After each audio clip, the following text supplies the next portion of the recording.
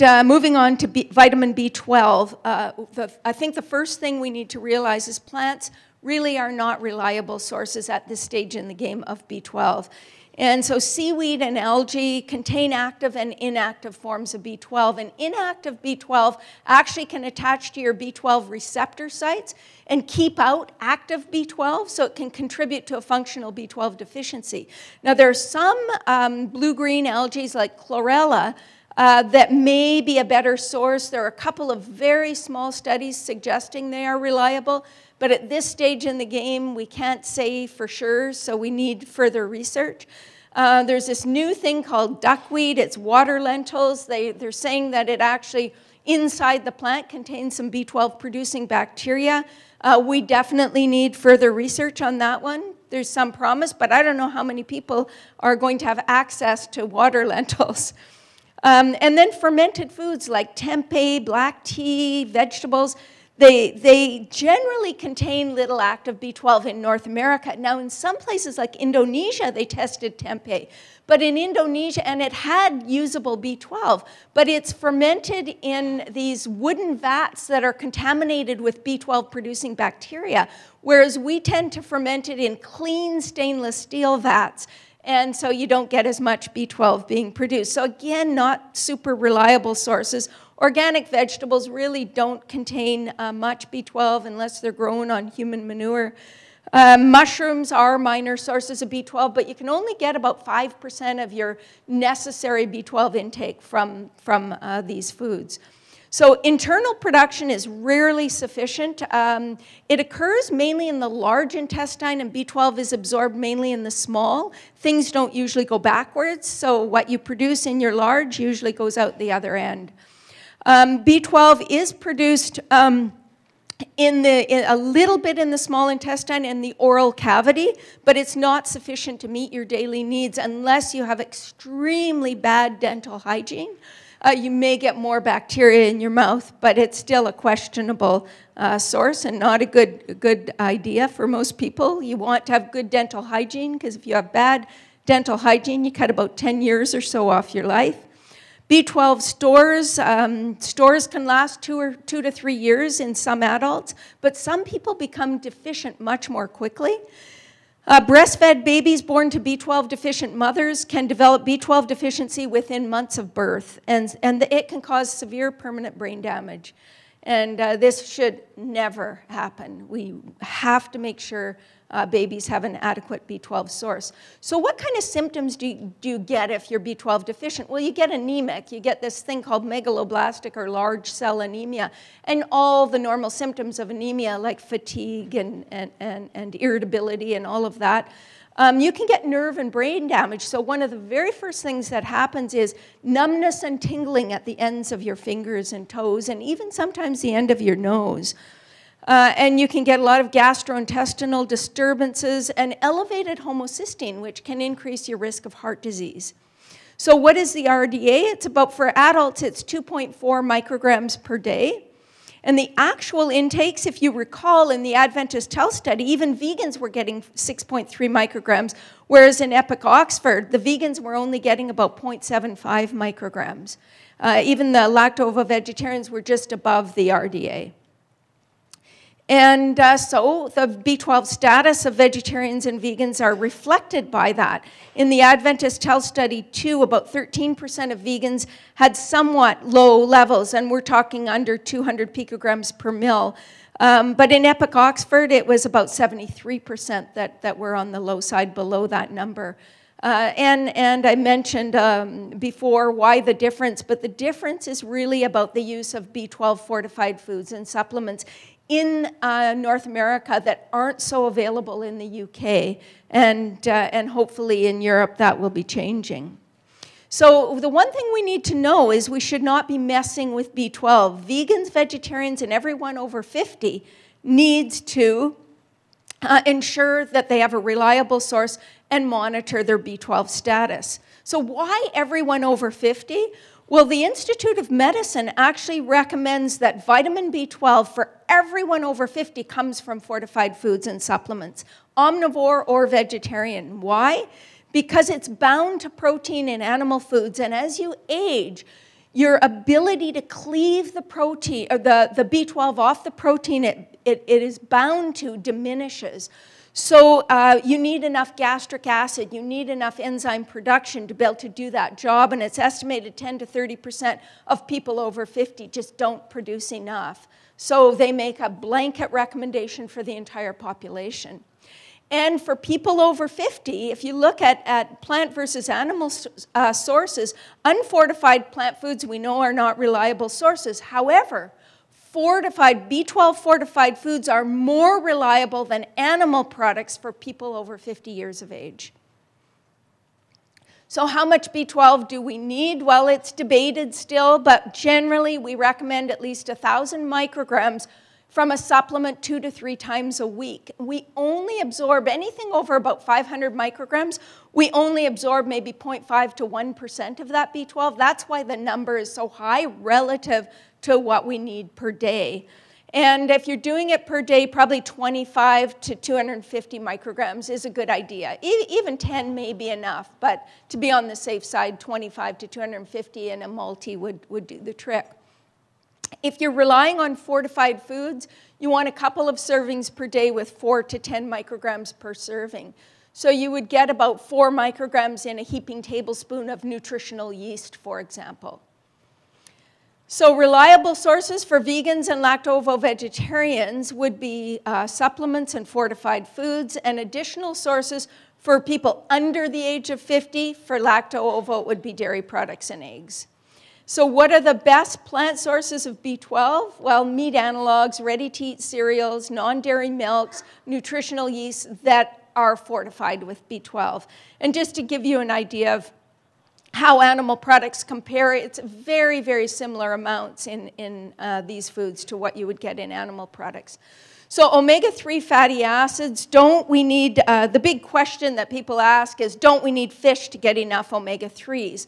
And the answer is no, we can actually get them from plants. There are land plants we get ALA from, or alpha-linolenic acid, and sea plants we get EPA and DHA from.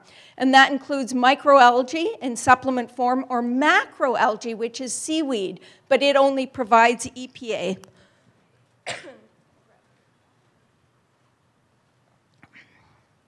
I'm going to have to go a bit faster because I see my time is running out. I got 21 or 22 minutes left. So fish, this is the other very interesting thing, is fish don't make EPA and DHA. They're actually all made by EPA and DHA are made by microalgae. The fish get it because they ate smaller fish that ate the microalgae. And so we can get it from that source as well. Do plant eaters get enough? Well, compared to non-vegetarians, EPA and DHA in blood tissue and breast milk is about 30% lower in lacto-ovo-vegetarians and 40 to 70% lower in vegans. So why the low omega-3s? Well, diets may contain insufficient plant omega-3s, the alpha-linolenic acid, and usually contain no EPA or DHA.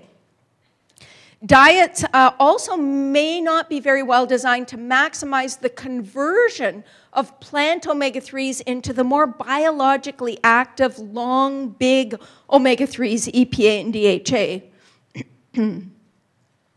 So how can people who don't eat fish optimize omega-3 fatty acids? Well, you need to be aware of the factors that depress conversion. So there are non-diet factors like genetics and gender and smoking and age and chronic diseases like diabetes and metabolic syndrome and hypertension that can depress the activity of the enzymes that convert the plant omega-3 to the more active long-chain DHA and EPA. And then there are diet factors. High intakes of omega-6 can reduce conversion because the enzymes that do the converting are shared between the omega-6s and the omega-3s. So if you have a lot of omega-6, they hog all the desaturases enzymes.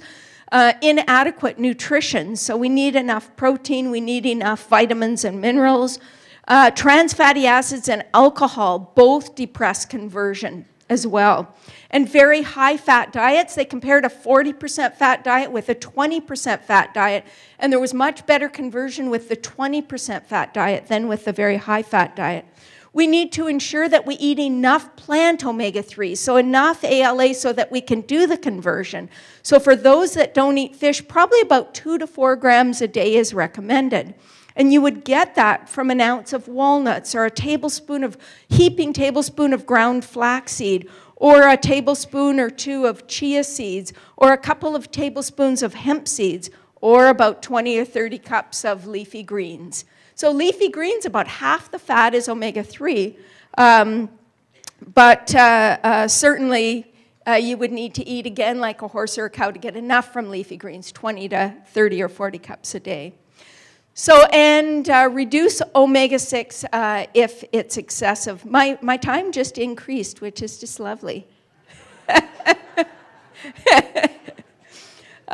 We need to reduce omega-6 if it's excessive. So the main source of omega-6 fatty acids for people in North America is these omega-6 rich oils like safflower, grapeseed, sunflower, corn oil. It has over 75% of its fat is omega-6. Cottonseed and sesame oil is around 50 to 60% omega-6. And then omega-rich foods like pumpkin seeds, sunflower seeds, sesame seeds can certainly be included because you're not getting as much of the omega-6s as you would if you were using the oils. And these are really valuable foods with a lot of nutrients, so you don't want to exclude them. And finally, you could consider direct sources of long-chain omega-3 fatty acids.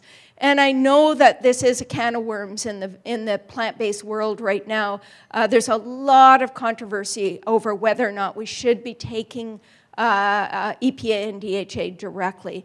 And the reality, if we think about who might need it, is we just don't know. We don't know if we need it or not, for sure. But what we do know is that some people, that vegetarians and vegans do tend to have lower amounts. Can we make enough, eating enough ALA? Some people do, and it's not a problem. But there may be some people for whom taking a direct source is not a bad idea, just to maximize our status. And so pregnant and breastfeeding women, omega-3s, long-chain omega-3s are extremely vital to the gray matter of the brain. And so you want enough in your breast milk. And so even though women who are young tend to convert about 36% of ALA to either EPA, or DPA or DHA. Those 3 long-chain fatty acids, I think it's about 21% to EPA and about 9% to DHA and about 6% to DPA. And that is unbelievable. It's way higher conversion than we see in anybody else because obviously women need to be prepared for the birth of a child. However, we still don't know if it's enough. And so taking may be reasonable for that population. But also there are some people who have very depressed delta-6 desaturases and can't convert. And so people with diabetes, metabolic syndrome, or hypertension may have reduced conversion ability. Populations, people that come from places where fish was a very important part of the daily diet, they may just make less of these conversion enzymes. And so for them to have optimal status, they may be better taking a little bit of these supplements. And the supplements are based on microalgae. They're very widely available. And we're still unsure, as I said, what would be optimal. And I'm sure it's very, very different for different people. And testing isn't always reliable. Even though we can get tested, you might want to get tested a couple of times with different companies. But many people suggest 200 or 300 milligrams 2 or 3 times a week may be sufficient. It's kind of like eating a couple of servings of fatty fish. That would be the amount you would get. Some fatty fish is much higher, but that would be typical of a lot of fish. There are huge advantages of choosing a plant-based option over the fish. It's, fish are a huge source of environmental contaminants, so the microalgae would be clean. It's sustainable because we're growing it. We're not raping the oceans to produce this microalgae, and it's cruelty-free, so it makes a lot more sense than getting it from fish oil.